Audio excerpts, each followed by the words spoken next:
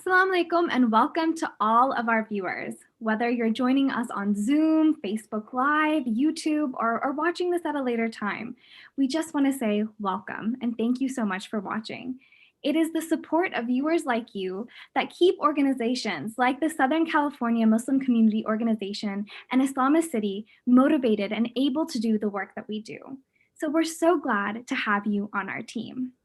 Speaking of teams, we have two sides of the coin with us today, and as we bring out our stars to speak on both the Democratic and Republican sides' perspective in this debate. But before we go on into what is sure to be a lively debate, we want to bring something that keeps us all united, and that is our deen. So without further ado, I'd like to introduce Harith Burhan to recite a little Quran before we get started.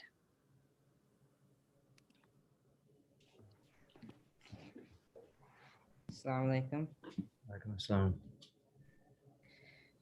أعوذ بالله من الشيطان الرجيم.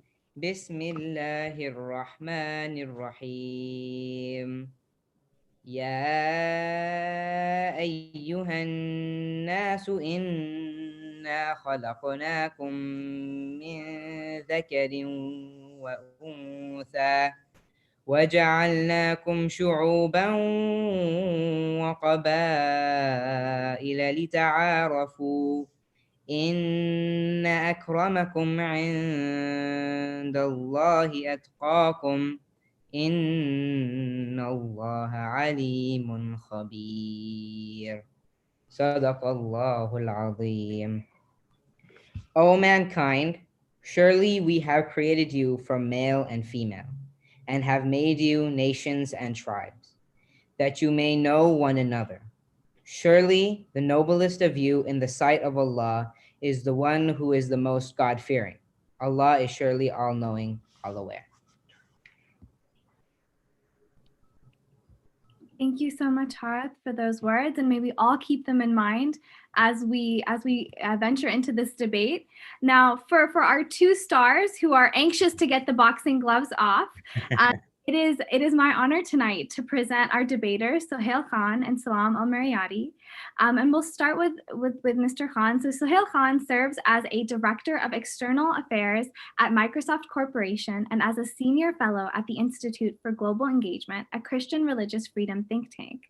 Sohail served as a policy advisor and counsel on Capitol Hill and a senior political appointee with the Bush administration, where he served in the White House as an advisor for two cabinet secretaries.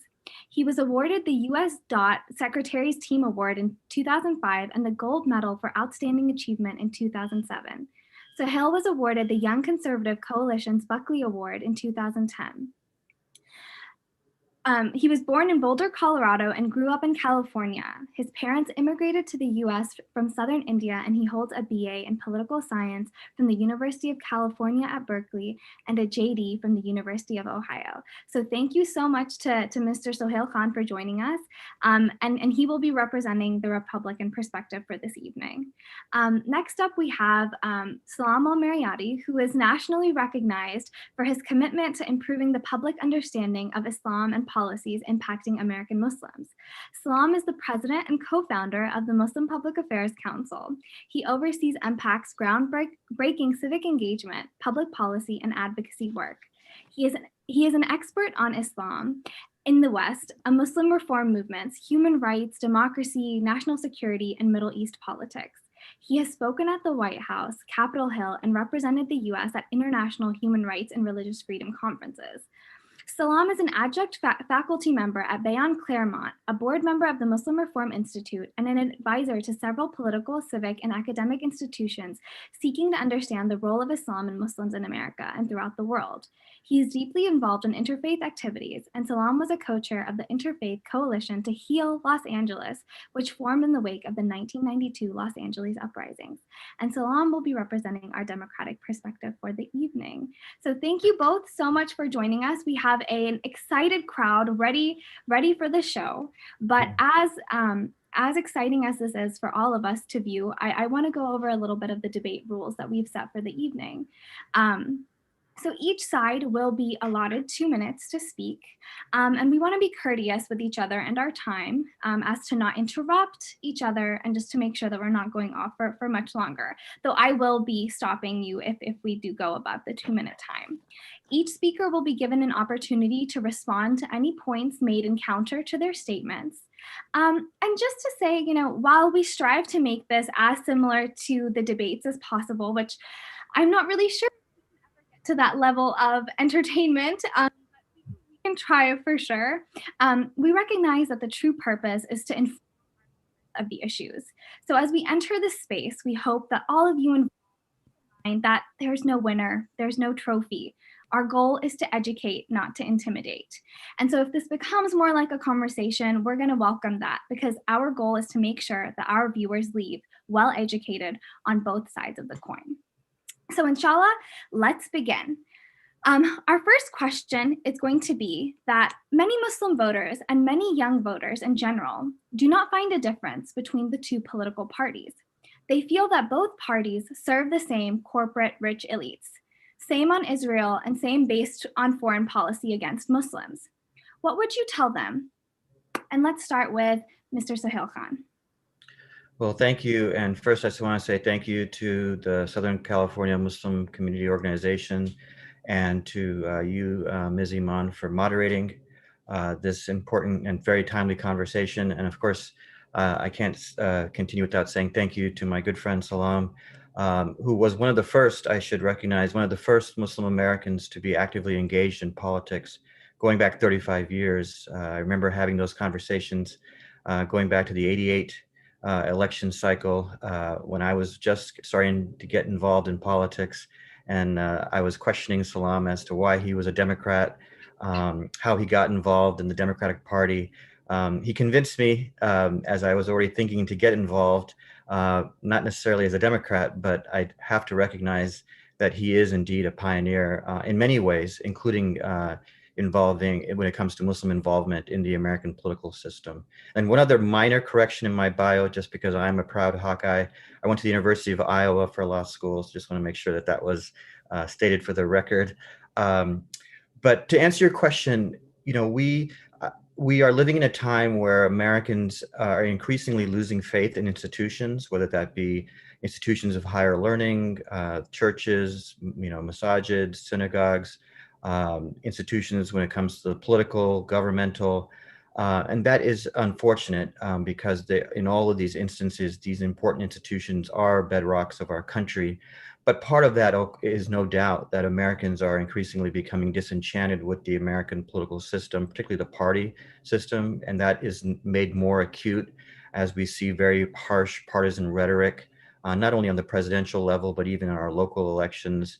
I was listening to a story last night on the radio about how, as we're leading up to next Tuesday's elections, many families are having a difficult time having some of these very difficult questions, not only about politics, but around race and gender and so many other difficult issues. So that is an unfortunate feature in our current time. But for better or worse, we live in a two-party system. And while there are other parties that are emerging, like the Libertarian and Green parties, for the most part, Americans either vote or identify themselves as either Democrats or Republicans. And that's why I think it's important for American Muslims, just as I did with Salam back in 1988, is to get involved, register, and then get involved with one of the parties, either party, depending on your own personal worldview. And we can talk about why I think the Republican and the conservative worldview is more effective when it comes to addressing the concerns of particularly the most vulnerable in our community. Wonderful. Thank you so much. Salam, the question is in your court now. Thank you. Oh, sure. First of all, I also want to thank the organizers, the Southern California Muslim Community Organization and the IslamiCity and Dower and Aleem, good friends, but more importantly, leaders in our community and in having these kinds of conversations that we need. And I do remember Sohail in his young days. I guess I was young one day, but yeah, it's been a while since we actually started. And I believe that we need people like Sohail. We need Muslims in the Republican Party. We cannot be a one-party community. because that party will take us for granted, pure and simple. That's what's happening to the African American community. That's what's happening to the Latino community. It's people who understand how to strategically place our people on both sides of the aisle, because we're actually working for the same thing, and that is Islam. And whether you want to do it through a Republican lens or a Democratic lens, at the end of the day, I agree. It doesn't matter. I lean towards the Democratic Party because I believe they work more for diversity and for pluralism, while the Republicans manage diversity and pluralism. So, but having said that, I think we need people like Sohail. I remember the Jewish community endorsing Gore Lieberman, and Lieberman would have been the first Jewish vice president of our country. And they were really hoping that Gore would be president. Yet George Bush became president, and yet there were Jewish Republicans who were in his administration, in his cabinet. And there was Elliott Abrams, who was appointed to the National Security Council. Unfortunately, he was the one who engineered the Iraq War.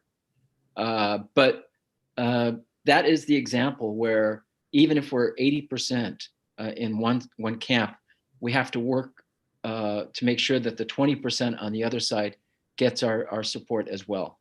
And I think the main problem is that there's just too much corporate influence in the political process, so that a person like you or I who want to give to a political candidate and we give them $100 or $200, it means nothing.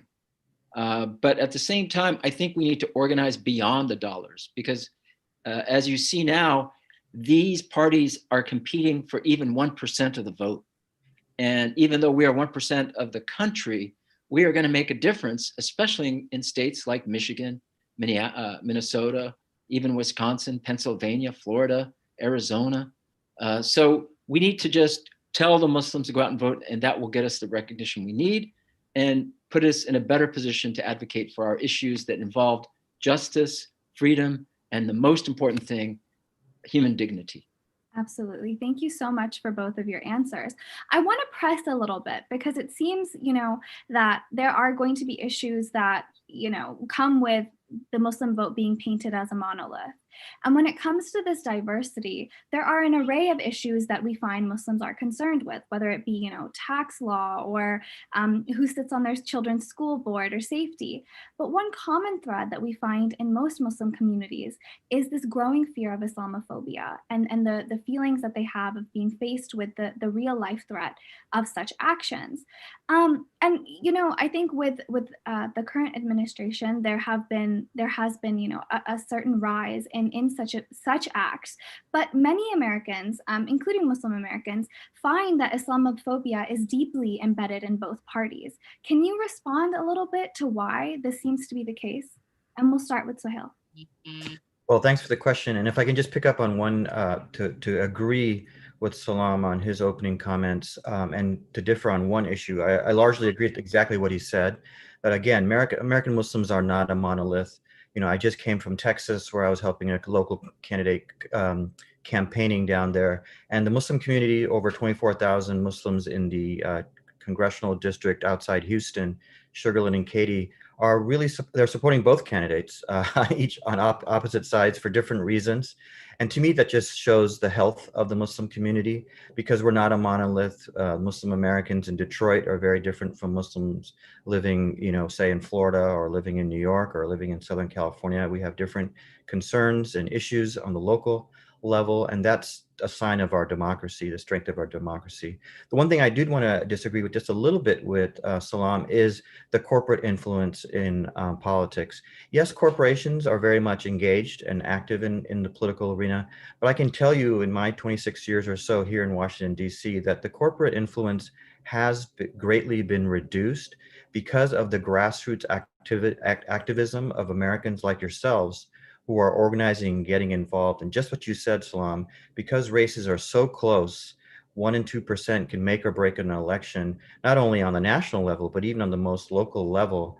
It's those community organizers that are increasingly having influence. And whether it's folks like AOC that are primarying very established, well-funded Democrats, or when we had the Tea Party movement on the Republican side, who were likewise primarying well-established, well-funded Republicans.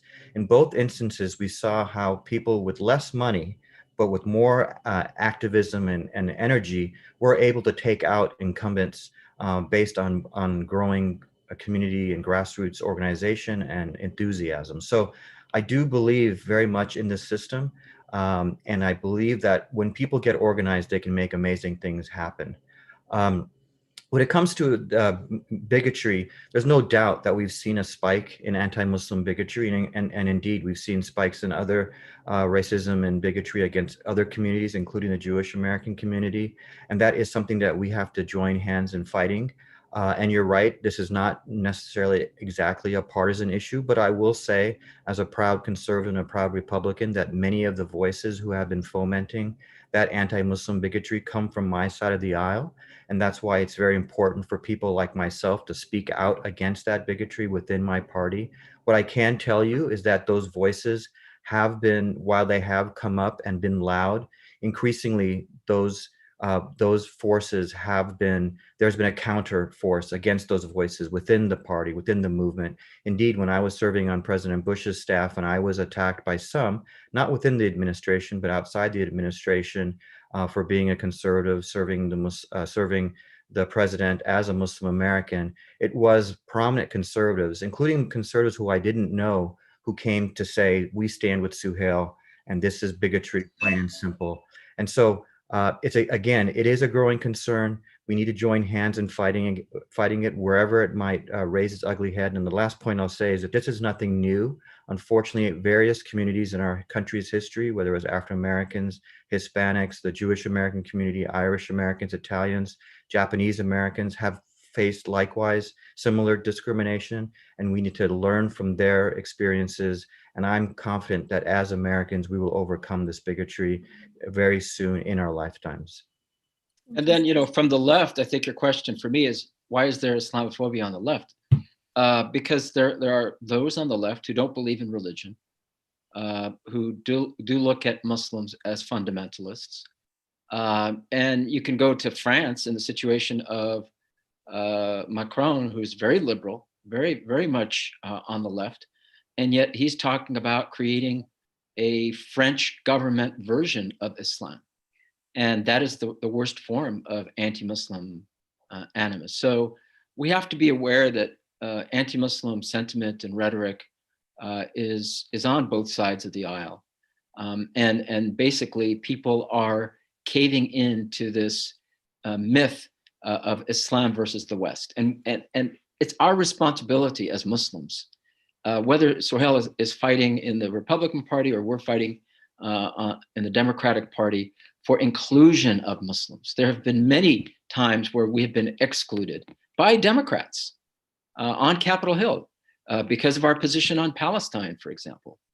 And so we have to be aware that just because the Democrats win, it doesn't mean that our problems are resolved. It's just looking at it from a different way.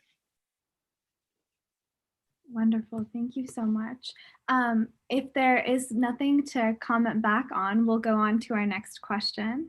And so our next question kind of revolves on immigration policy. So the past 4 years has led many Americans to find themselves more engaged with immigration policy, be it their own interest in wanting to travel, the growth of xenophobic ideology coming directly from the administration, and legislation like the Muslim ban, which has directly banned travel from heavily Muslim majority nations.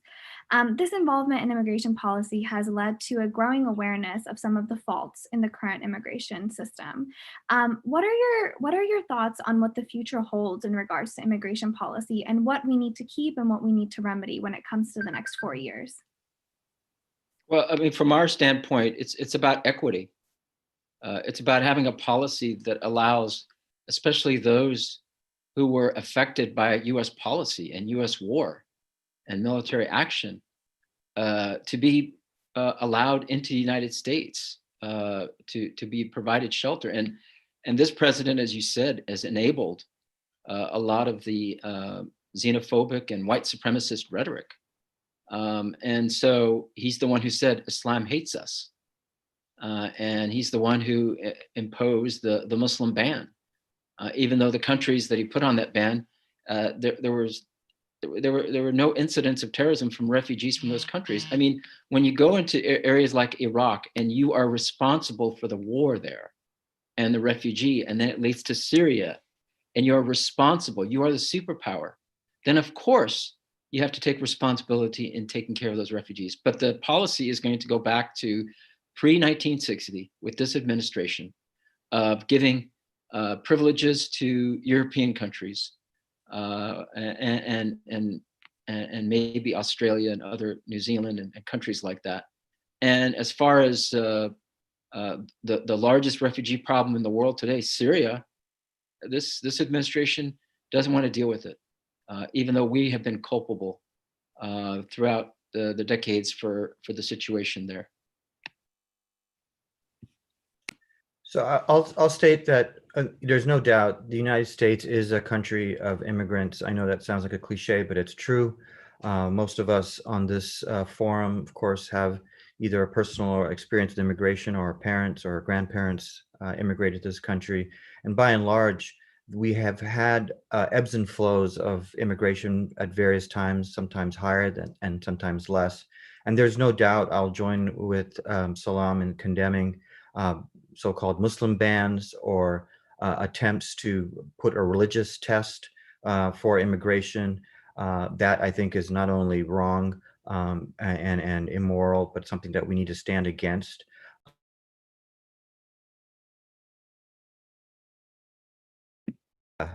We need to have a immigration system that makes sense. And there's no doubt that there are people that unfortunately take advantage of our system. There are others who are abused by the system. And so I am somebody with many within the Republican Party joining with Democrats across the aisle who do advocate for a reform. For example, when it comes to the children of people that have come here illegally, those people, there is wide consensus that the DACA recipients, as they are often referred to, that there should be a solution. And there is a solution for that. Unfortunately, it gets caught up in the larger political fights that embroil Capitol Hill. But I can tell you from personal experience, there is a consensus when it comes to addressing that concern. With the refugee issue, no doubt, I agree 100% with Salam that we should continue to be a place of refuge for those that are escaping famine, escaping war, and we have been historically. I would argue this recent anti-refugee rhetoric is something that is very harmful. On the other hand, I do think that we need to be careful that just by declaring that you are a refugee and trying to come to the country illegally, as some unfortunately do, there needs to be some scrutiny and some management there of our immigration policy. And then finally, and this is where I'll disagree perhaps with the Democratic Party and maybe with Salam, I don't believe in the sanctuary city or sanctuary state policy, because that policy basically says that if an individual has done something illegal and they're not here legally, that they cannot be arrested. So we need to be very clear what that means. And there I have to disagree with my friends on the Democratic side of the aisle, because I do feel that if an individual has broken the law and federal authorities want to arrest or even remove that person from being in our country because they have come here illegally, then those law enforcement agencies should not be prevented from engaging in that effort. Okay, thank you so much. Salam, you can have 30 seconds to respond if you'd like. Yeah, and by the same token, I think the federal government cannot punish sanctuary cities. They cannot punish Los Angeles, for example, or San Francisco. It's the federal government cannot put a gun to the head of state and local jurisdictions and impose their laws or punish them because we're not agreeing with the policy. And the same thing happened with Obamacare. If there were countries who didn't want to apply Obamacare, states who didn't want to apply Obamacare under Obama, the federal government could not punish those states. And the same thing here. If we want to have asylum in our cities, the federal government cannot punish us for doing so. Thank you so much for that. So our next question goes into a little bit about the freedoms that we hold as a country. So the United States really touts freedom as a value it holds near and dear to its foundational belief. However, we've seen certain groups directly impacted by the lack of freedom. One of these groups being the LGBTQI community.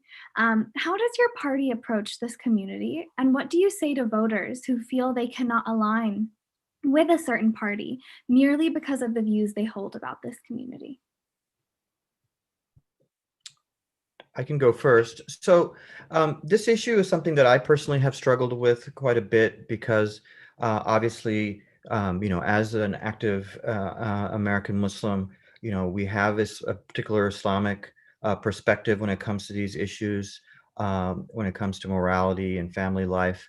But my determination is as follows, and that is, we are living in a multicultural country, a multi-religious country, where the law that governs our country is the U.S. Constitution. And the U.S. Constitution allows for freedoms, as you so eloquently described. And I think that where the line I would draw is that the state cannot discriminate against somebody based on their sexual orientation.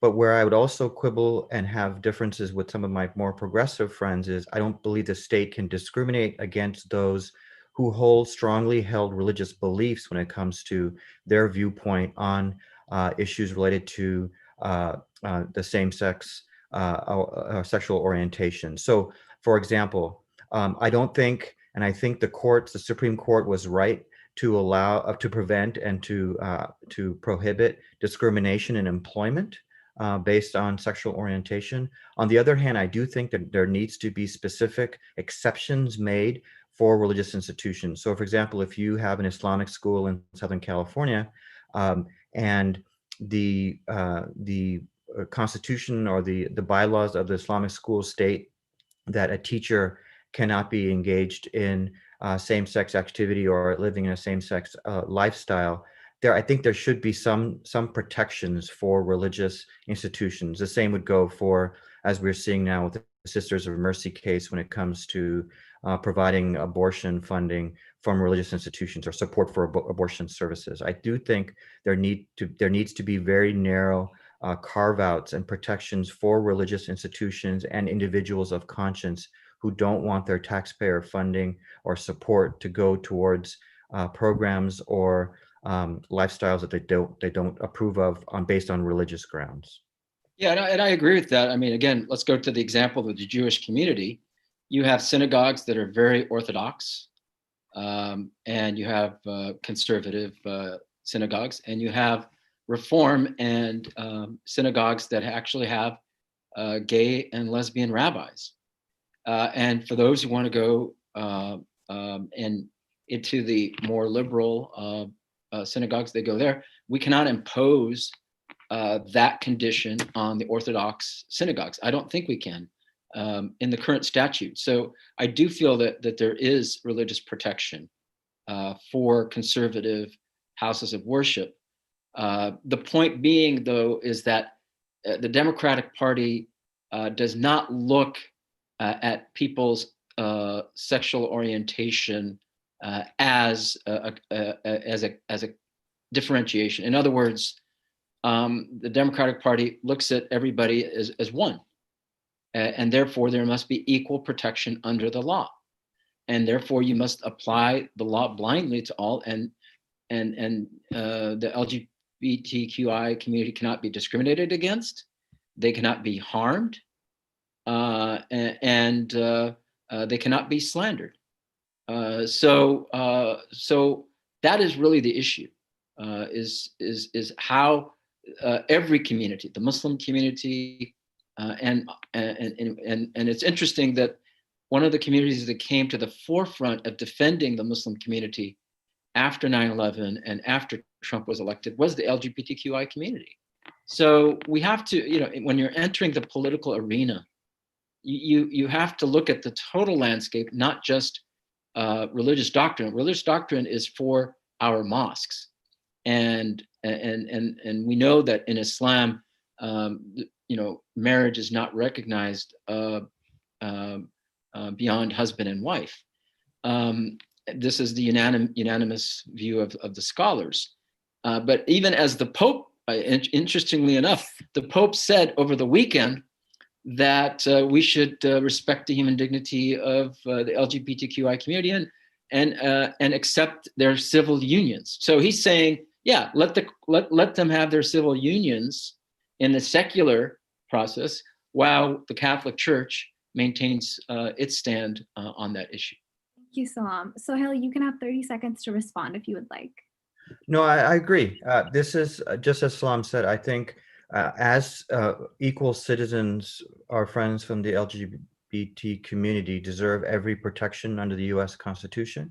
They deserve their rights and their dignity as human beings, and that's why we're in agreement here. There needs to be a respect for religious differences and religious viewpoints when it comes to these very sensitive issues. But when it comes to a legal framework of protection and equality in the law, we have to look to the U.S. Constitution for that guidance. Wonderful. And Salam, you may have 30 seconds now if you would like to. No, I think we can move on because We're just agreeing. Get to the meat of the matter, which is the race for the White House. Wonderful. Yeah. So our next question revolves on education. So education, we have come to find, is a means of achieving socioeconomic security in our nation. However, we are seeing consistent cuts to education, as well as an unprecedented levels of student debt. How does your party view education and its intersection with financial affordability?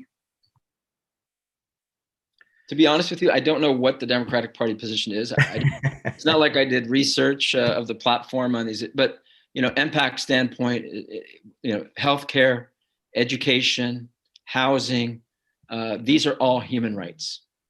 And we believe that this administration has really not been at the forefront, especially in the pandemic, of defending the rights of people. You have, for example, in the last 6 months, billionaires, about 643 billionaires in the United States have made more than $845 billion. Yet people are worrying about how they're going to pay for their kids' tuition. Why do I have to pay $70,000 for my child to go to college?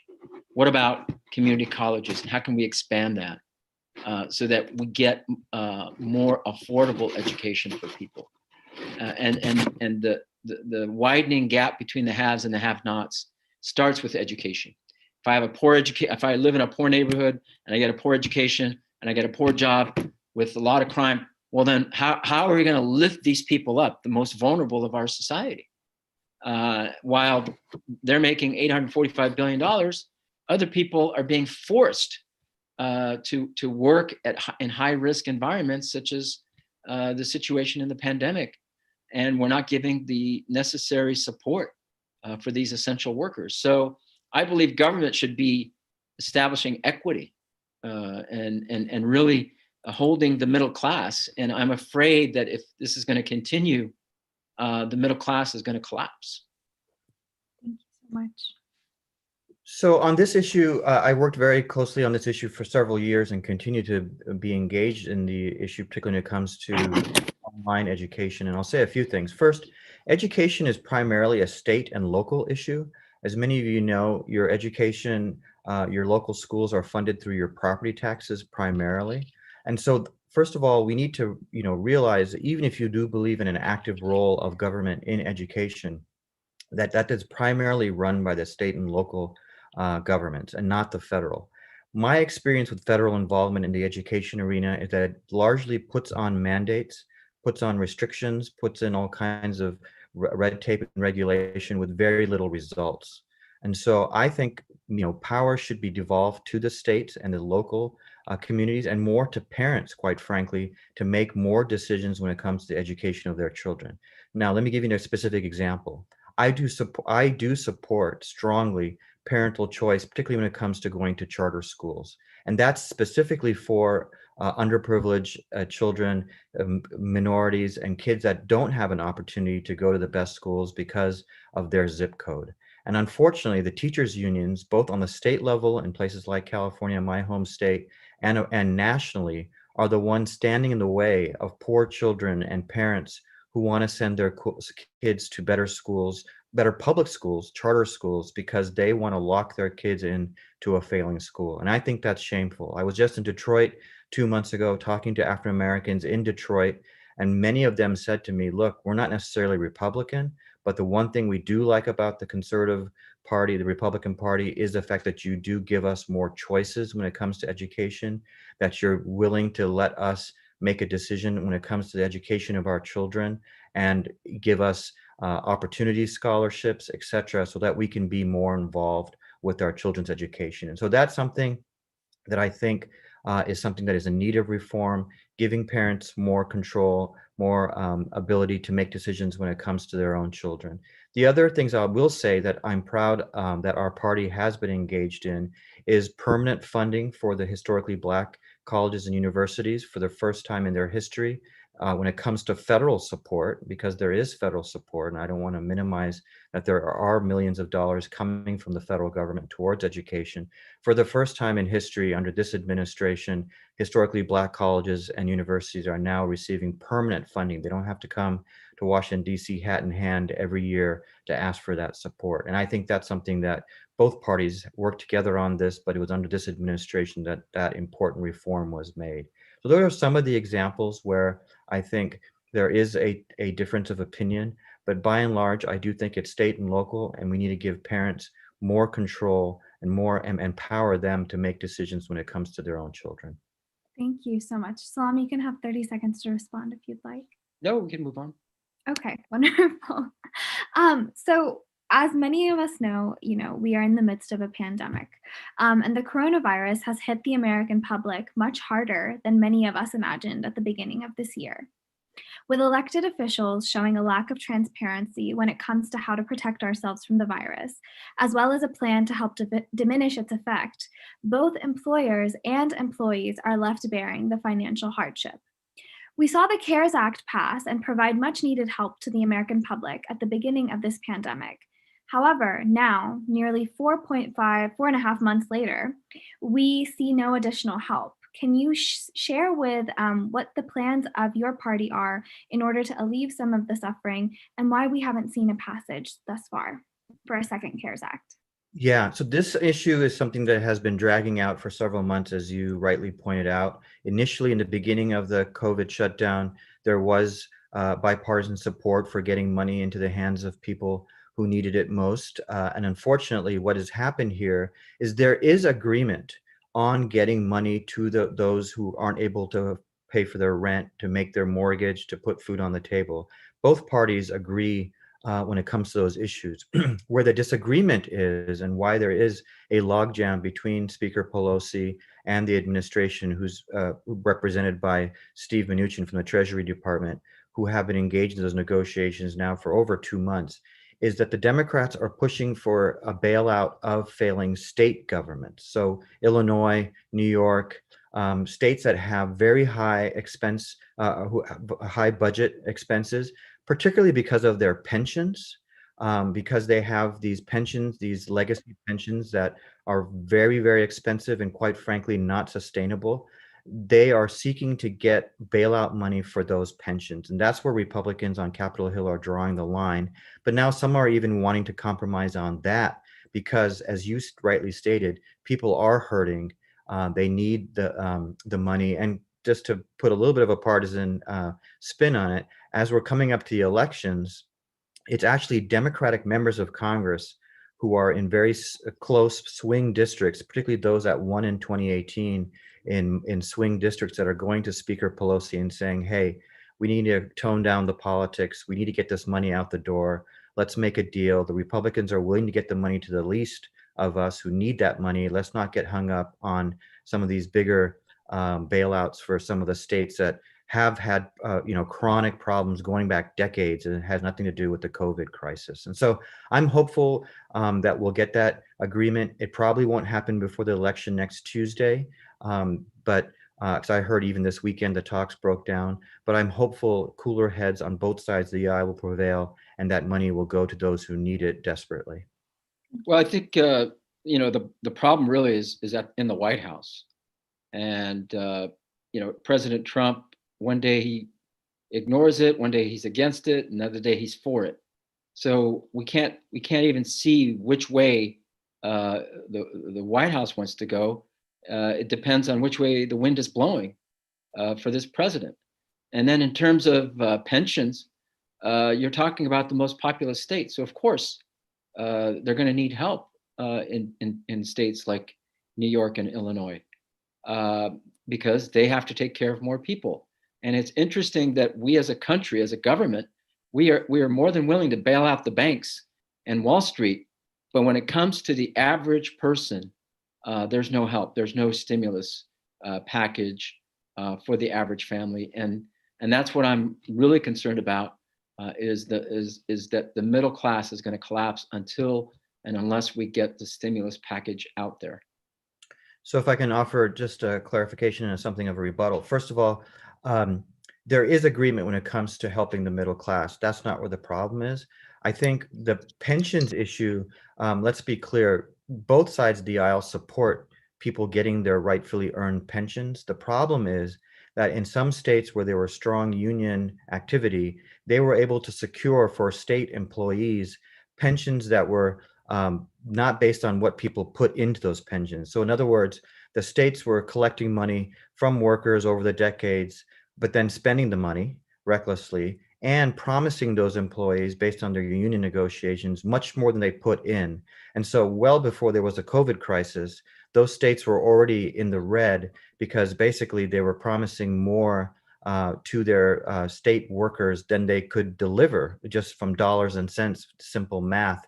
And now, unfortunately, I would, Speaker Pelosi and Leader Chuck Schumer are trying to really take advantage of the COVID crisis and really sacrificing those that are harmed by COVID specifically to try and leverage that support for those most vulnerable to get bailout money for these failing states. And you're right, I agree. The bank bailout was something that people on both sides of the aisle supported and both sides of the aisle opposed.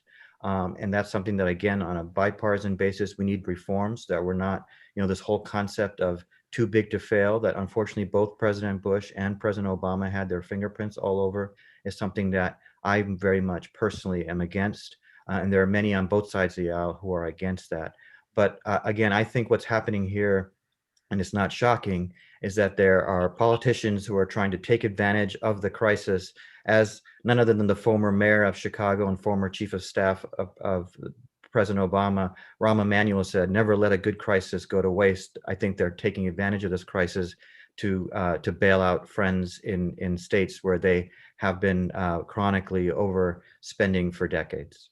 Well, I mean, we all know how top corporations were benefiting from previous protection bills passed by the Congress. So, socialism, it seems only to be applicable to the rich and the powerful.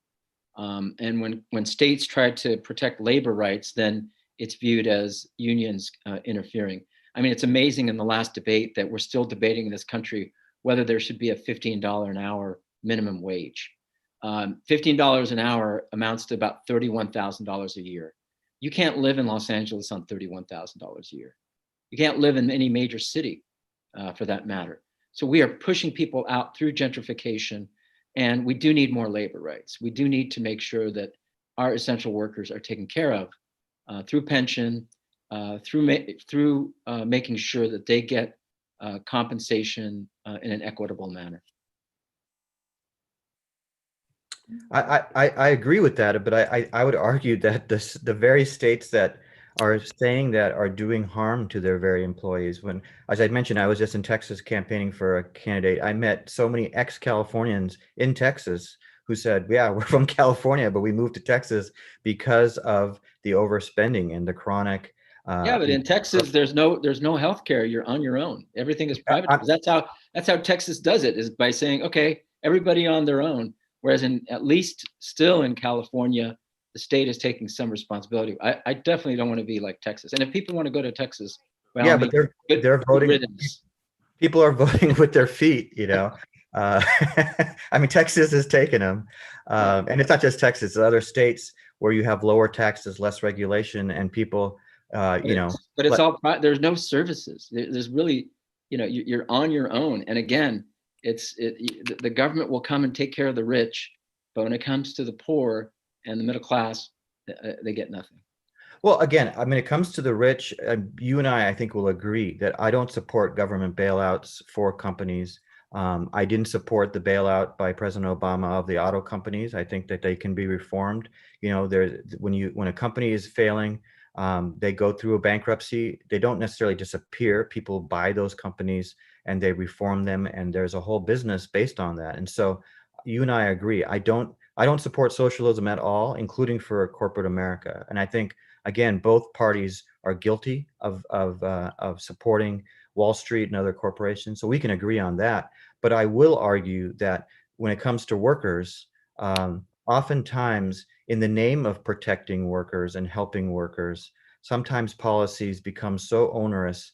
And for example, this pension issue, I would argue that if I mean, I don't get too technical here, but a defined contribution pension, which is mostly in red states, where you put in money, that money is protected, it's invested, and then you get money back, is probably a more sensible and financially solvent system than a defined contribution system, where what you have in places like Illinois that are now going bankrupt. So who's being protected when there's no money? You work 40 years for the state, and then when you turn around and want to get your benefit, they're like, sorry, we just have an IOU written in there because we spent the money on other things. And even though we might have promised you, a Cadillac plan, when it comes down to actually getting those benefits, you're left holding a bag of nothing. And we have quite a few questions remaining, so we're gonna move on from this one. But thank you so much for the clear kind of difference in perspective when it comes to this question, and one that is really important, I think, for the American public at this time. So we appreciate that. But we've talked a bit about what the future holds. Whether it's getting a legislation passed, not getting a legislation passed, what that will look like, and it seems like the future is what's on the forefront of everyone's mind with the upcoming election. But if we can, let's go to our history as a nation. We see prior to the George H.W. Bush administration that many Muslims did lean on the conservative side. But following his terms, we saw a shift of many switching to the Democratic Party. Can you explain a little bit about why each of you think this seems to be the case? I don't know, but we'll ask Sohail, why did they flee your party? So the story, actually, it goes back to the introduction.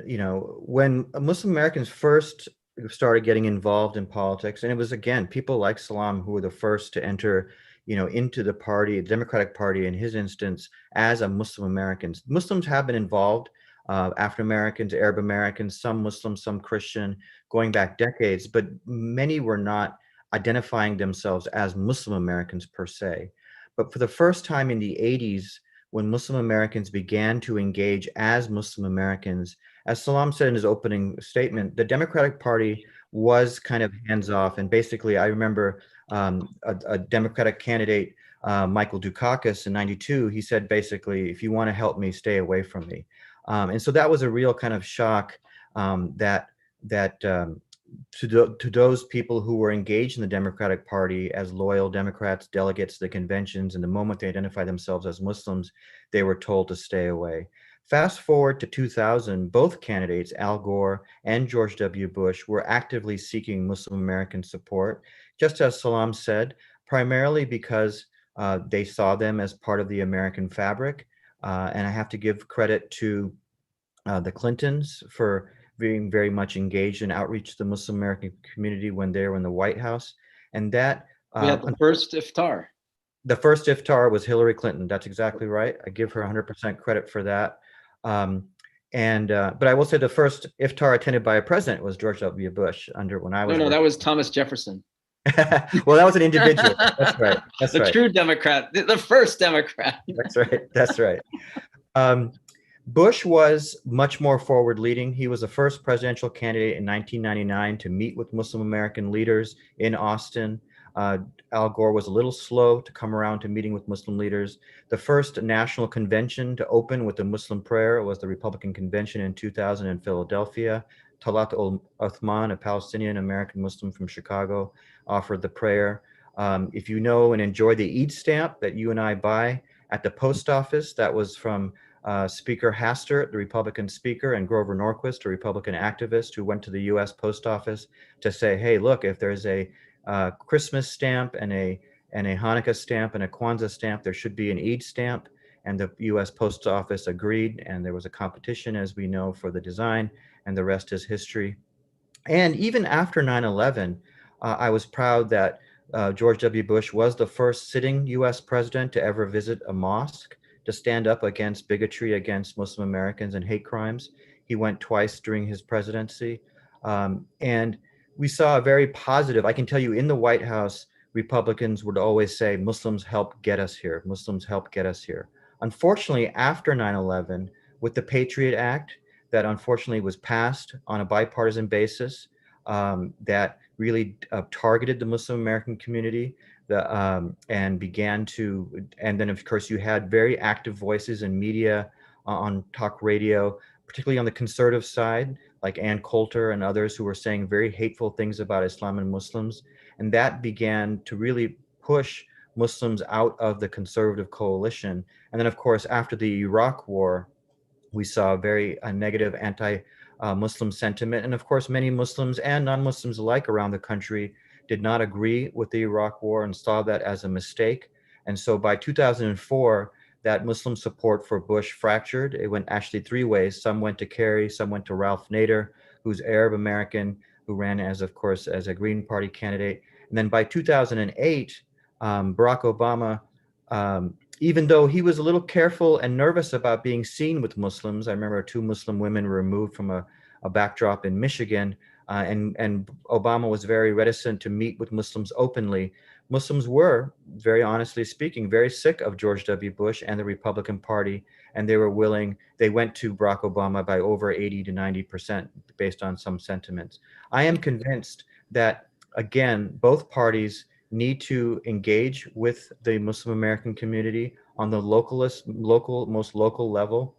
And the community needs to engage with both parties, not asking for anything, but demanding our rights as Americans and our representation. And I'm convinced that there will be active and continue to be active Muslim American engagement with both parties. Because again, when it comes to a host of values, Muslim Americans are on both sides of the aisle. Sorry for going over, Salam. I know. Just You real can have quick. more time. I know we're running out of time, but real quick, it's very important historically. Remember I mentioned the name of Elliott Abrams. That's right. Who worked under George W. Bush. That's right. He brought in certain Muslims who were pro-war and pro-surveillance and anti-Palestine. That was the beginning of the end of Muslim involvement there. And anybody who opposed that would be opposed by certain people like Frank Gaffney, who was another conservative, but his whole outfit was to really keep Muslims out of any political party. And Frank Gaffney attacked Suhail. Agree. And he attacked another friend, Grover Norquist. And so that, I think, was a source of that. By the way, the person, one of the people that Elliott Abrams brought to the White House and gave them, all this access at that time, is now an evangelical convert from Islam, who talks about how she came from a Muslim background, now she's Christian and she's found love. So, and people are free to be what they want, but for them to prop those kind of people up as the representatives of the Muslim community, it shows that there's a lot of political exploitation there. And we have to be careful that when we have access to the government, we are there representing the community's interests, not playing favors with these political, powerful groups. Absolutely. I agree with that. Wonderful. So we have, time for one final question. Uh-huh. And, we have spent a bit of time debating each other and have done a great job of highlighting the perspectives of each party. And we thank you so much for doing that, both Sohail and Salam. However, as a Southern girl, I'm from Kentucky, and my mama raised me on the saying that if you can't say something nice, don't say anything at all. But we're going to take a little bit of a twist on this for this evening and say, we know what each of you think of your party. We've seen you highlight the good about your perspectives. But what are your insights on some of the weaknesses or the issues that you perceive moving forward? And we can start with whoever would like to. So, yeah, if I could start on this one. I mean, I see that a second Trump administration is going to continue the divisiveness of our country. Trump is not running for the Republican Party. He's running for himself. It's Trump over party over nation. And that has led to one of the greatest divisions in our country since McCarthyism and since the Civil War.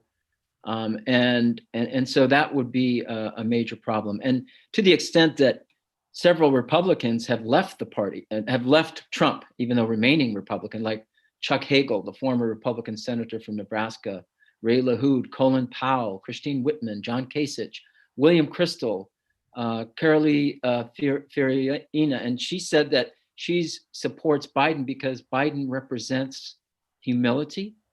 He's not. It's not just about himself. Whereas with Trump, it's about himself. It's about service to people. It's about willing to work with people on the other side of the aisle. So you have Republicans now that are leaving Trump because they see this division and how the presidency has been diminished in terms of its prestige and prominence. We're becoming the laughingstock of the country. So we have that issue if Trump is reelected. With Biden, we have the policy issues that we have to, our work, if Biden wins, begins after his election on socioeconomic justice, on the issues that are facing our country throughout the world, on equity and housing security and economic security. So we cannot just leave it to the Democrats to say, yeah, now that they're elected, they're going to take care of it for us. No, we have to advocate even more. But I do believe that Biden at least gives us that opportunity to work with the government. When George Bush was elected, and even though I'm a Democrat, at least I had a way of working with the government on trying to, find recourse, find some kind of mitigation, some kind of redress. With the Trump administration, if you're not part of that inner circle, you're out. It's become a cult, and he has enabled white supremacy. And I believe that this white militia is going to be emboldened if he is reelected. I'll pick up where Salam left off and just say that one of the concerns I have, regardless of who wins next Tuesday, is the divisiveness within our country and including within the Muslim American community. I think, it's a positive, first of all, that American Muslims are just like their fellow Americans, but that goes both the good and the bad. And the bad is that we oftentimes are just as divided when it comes to a host of issues, including our politics. And so I just really make a plea to all Americans, including the Muslim American community, that we don't lose sight of what Salam said at the beginning of this forum, and that is we should be serving a higher purpose of justice, of the betterment of the country, the betterment of the world. Political parties are a way to get to those goals. And so we shouldn't get caught up in party or even, loyalty for one candidate versus another. Yes, we should support candidates eyes wide open when they support us on the issues that are important to us. And of course, those issues vary from community to community, from individual to individual. But let's really, I beg and plead to all Americans, including the Muslim American community, that we keep our eye on the prize and that we try to remember that we are all Americans. We are part of one larger Muslim American community, and we should remain united in serving the least of us, serving those that need help, working for justice overseas, working for a more sensible foreign policy. and a host of justices on the domestic side, whether it's healthcare, education, housing, criminal justice reform, etc. Sohail, since I have you in front of Sure. people as Yes, sir. witnesses, we're working on something bipartisan called the American Muslim Elected and Appointed Officials Network. I think I had mentioned it to you before. Yes, sir. Right now, it's only Democrats. We want Muslim Republicans as part of that network of local and state Muslim elected and appointed officials. Mm-hmm. And we want the Muslim Republicans to be a part of that. I hope you can join us, and that way we can be even stronger by being bipartisan. Sure. No, be happy to. Thank you. And I have witnesses. You do.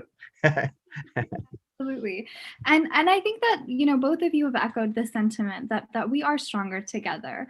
Many of us don't look, to our left and our right when it comes to who we can help. When someone is in need, we hope that we just extend our hands. And when it comes to kind of diminishing this divisiveness, that is exactly the kind of mentality that we need moving forward. I want to thank both Sohail and Salam for joining us in tonight's debate and allowing us to have a phenomenal perspective on what is on the ballot this election cycle. So thank you to both of you so much. As I was listening, I was thinking about how, many of us have already, registered to vote, if not voted already. And some of us are left now kind of twiddling our thumbs until November 3rd. We're like, okay, I want to do more, but what is it that I can do? And I know that as someone who works in the policy realm and heavily with Muslims, this has been kind of a hot topic for our community. And what I find to be incredibly exciting about all of this is the fact that A, Muslims are wanting to get involved, which is phenomenal, but B, that there is so much that we can do. We can look to the example of SMCO and IslamiCity right now with our brothers Dawar Nakvi and Muhammad Abdul Alim in doing what they're doing, getting their neighbors involved, getting their community members educated and ready and excited.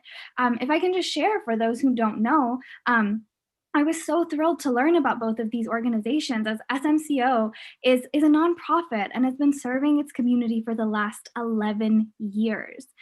Their mission is to organize activities, mobilize the community in such a manner in order to establish brotherhood and sisterhood and unity between different communities, something we could all, take a lesson from. Similarly, IslamiCity is one of the largest and oldest online Islamic destinations, operating since 1995, almost the same age as me, so mashallah. Its mission is to be an information platform to communicate universal Islamic values that cultivate peace and dialogue among civilizations. So, when it comes down to it, folks, it's on us. You need to grab your ummis and your babas and your chachas and your chachus. You need to call who you need to. You need to text, Instagram, tweet, whoever it is. You have until November 3rd to make sure that you use your superpower, and that is your voice. That is this power that we can bring our communities together, even if we're voting for different people. We need to make sure that we show up so that our voices can be heard.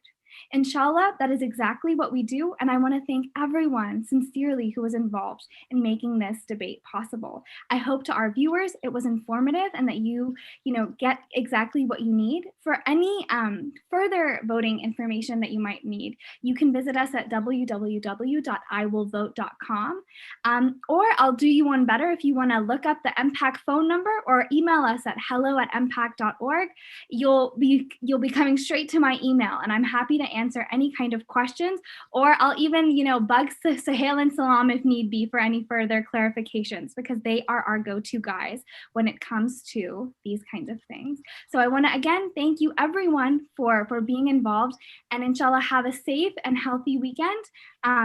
We'll see you soon. Thank you. Thank you.